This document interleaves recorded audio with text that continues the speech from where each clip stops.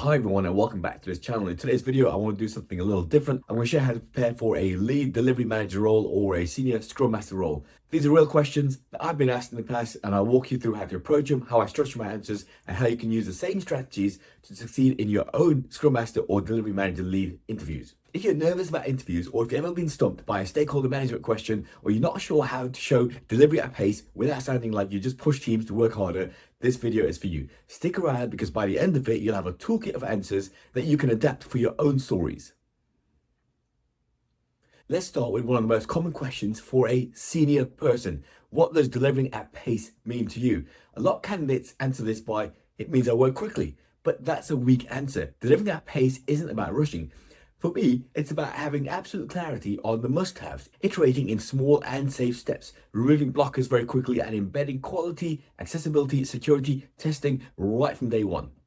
So you could give an example. In my example, I could say, I've been leading projects where deadlines were tight, but instead of just pushing people harder, I focus on clarity. What are the essentials? What can we de-scope?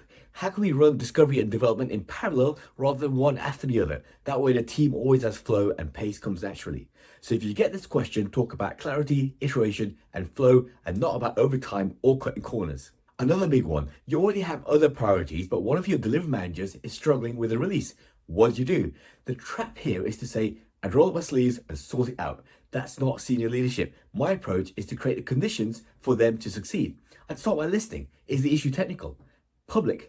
Governance? I'd remove any blockers that they couldn't remove themselves, but instead of taking over, I'd coach them to reflect on their own options and plan the next steps. For example, I might say one of my delivery managers was having issues with their PO. The PO just wasn't making decisions, which was leaving the team stuck.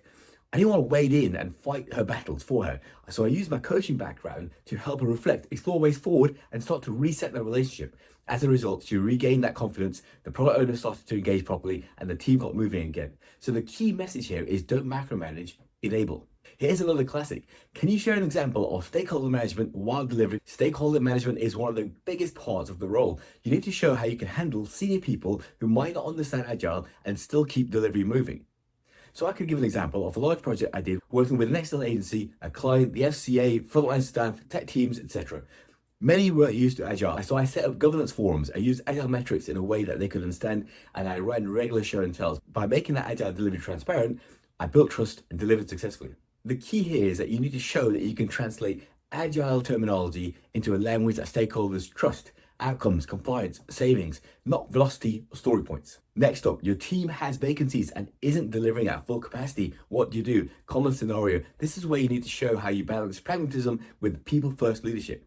I suggest an answer along the lines of reprioritizing scope with the product owner in mind, so the team is working on the most valuable things, and explore whether roles can double hat temporarily and look at borrowing capability from elsewhere or bringing in contingent staff if needed. And more importantly, I'd reset delivery forecasts with stakeholders so expectations are realistic. Always show that you're looking to protect your team's well-being and keep delivery credible. Here's a very public sector question. What's your knowledge of GDS Standards and Assessments? This is where you need to prove you know the framework. The GDS service standard covers things like user-centered design, accessibility, agile delivery, open working, and security. Services are assessed at alpha, beta, and live, and you need structured evidence at each stage. The key is to embed compliance from discovery, not scramble at the end. Accessibility checks, cyber assurance, user research, risk logs, all being built continuously. In my case, I work with I.AI, which is the government's incubator for AI, and it meant embracing those fast-moving experimental sprints and really embedding compliance into delivery so that governance becomes more of a checkpoint rather than a blocker.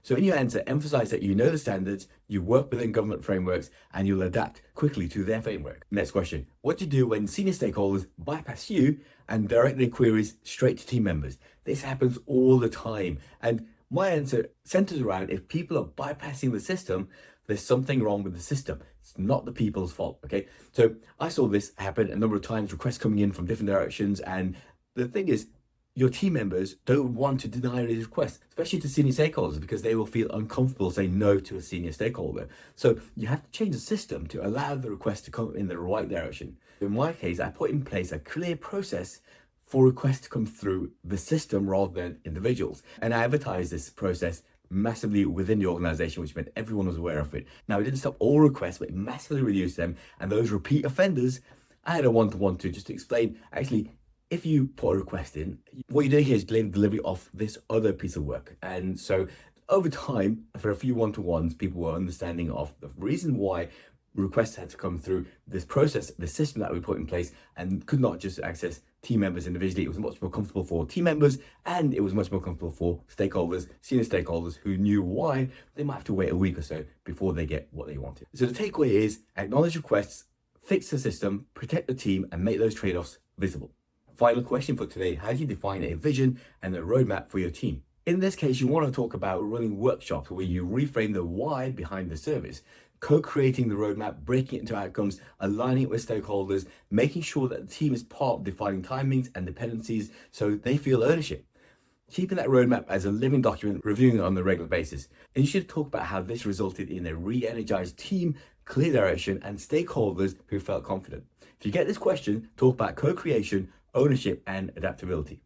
And that's it. 7 of the toughest delivery manager interview questions with strategies and real examples you can use to build your own answers. Here's some key tips. Use STAR, situation, task, action, and result, to structure your stories. Anchor your answers in people, pace, and priorities, not just the process, and show that you can balance delivery at pace with compliance and stakeholder trust. If you find this useful, hit like, hit subscribe, and let me know in the comments what's the hardest interview question you've ever faced. Thanks for watching, and good luck in your interviews.